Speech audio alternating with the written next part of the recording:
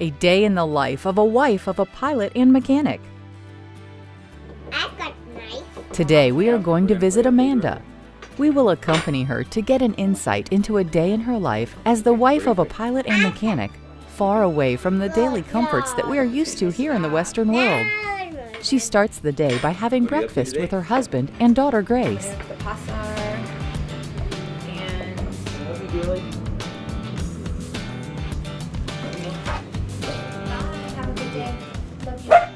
Her working day starts shortly after her husband has left for work. First, she attends to Grace. Wow. You're silly. Subsequently, she does the washing up. This may sound very normal to us, but even the water is a challenge in itself. Amanda is responsible for making sure that there is always enough water, whatever it is needed for. She checks that there is enough rainwater in the water tank and that it is still good so that the clothes actually come out clean after washing. Thanks to the space they have, Amanda and the family often enjoy fresh fruit and vegetables from their own garden.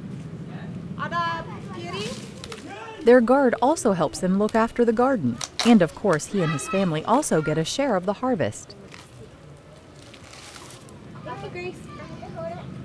Okay, ready? I think we got everything. Grace likes to play with the guard's daughter in the garden.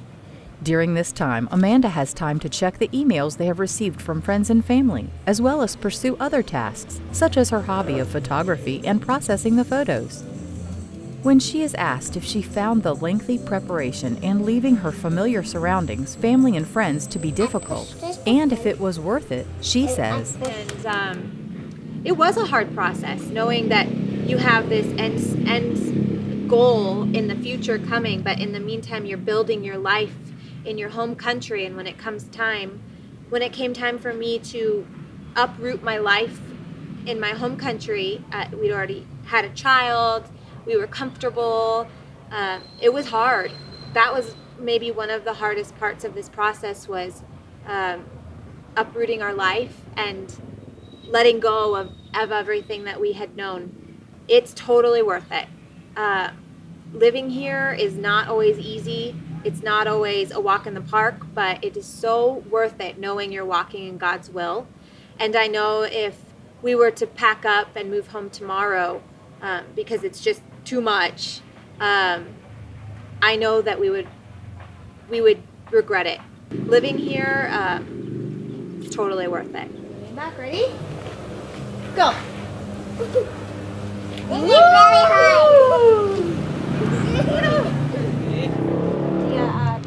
Pergi sekolah hari ini? Libur? Oh, hari libur? Yeah. This morning, as on every weekday, she does an hour of school with Grace. This will help make sure that, when Grace is old enough, she is prepared for normal school life. The number 8 looks like. Yes. Yeah. The double C. And what is this? Can you tell me? A penny. A piggy. A piggy starts with the letter P. Piggy.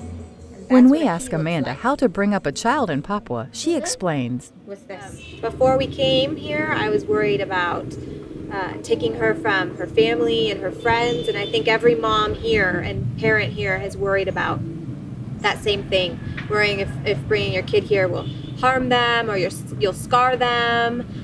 But something that God has made real to my heart has been, if God has called my husband and I here, then he's called our children here too, and he's equipped them with everything that they need to live life here. Ultimately, we're stewards of our children. They're his ultimately, and I think living with kids here has brought that into sharper focus. Just that they're God's children, and we do the best we can. And honestly, it's a good life for them here. My daughter loves playing with the local kids, and she's happy as a little clam. So.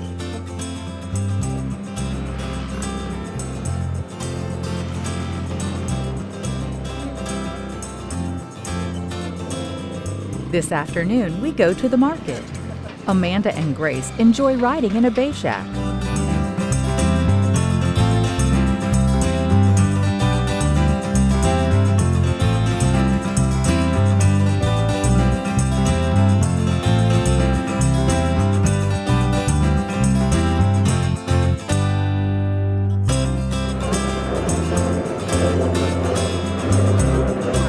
The locals at the market are pleased to see them.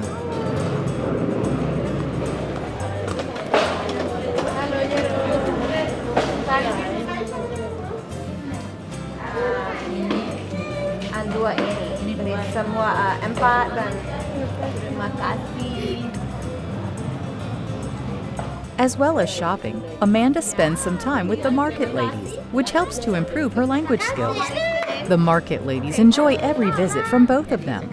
Amanda is constantly finding new friends and is kept up to date on the latest news of what is happening in the town and the surrounding area.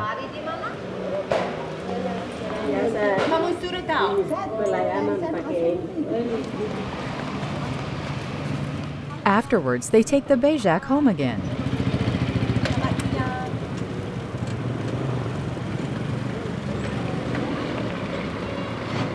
The first thing Amanda does is disinfect the fruit and vegetables she has bought to kill all the germs on them. Despite this treatment, it is not possible to 100% rule out being infected.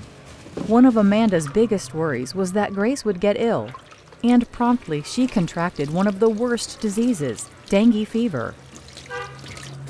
One of my biggest fears when moving here was sickness for my child, that she would catch a tropical disease. And not 2 months after we moved here, my daughter Grace caught dengue fever, which is pretty serious. But looking back, my husband and I are thankful that we walked through that, because we felt like it was my biggest fear coming into this, and God knew that. So we feel like God said, okay, this is your biggest fear, let's deal with this, and I'm going to show you right away that I'm bigger than your biggest fear, and I'm more than capable of walking you through this. And so we felt like it was hard to walk through, but at the same time it really built our faith. Later, after it has turned dark, Amanda begins to prepare the evening meal. This evening, she is serving fresh bread, which cannot be bought, so she has to make it herself. Amanda has adapted to the local conditions and often cooks local dishes.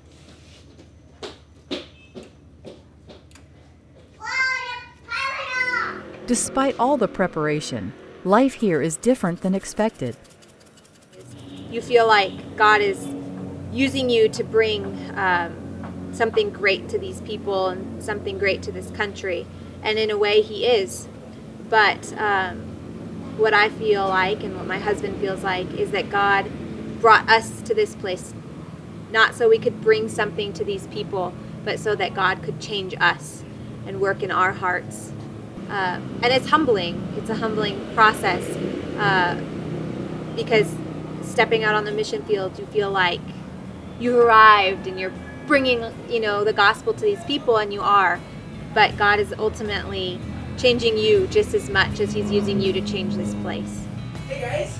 Hey, how are you? Good to see you. How was work? Oh yeah, it was good. After this busy day, Amanda is looking forward to enjoying the evening with her husband and daughter. Like every day here, this one was also unique and adventurous. She is looking forward to many more days and whatever future plans God has for her and her family. Good evening. Let everything we say and do honor and glorify you. In Jesus' name.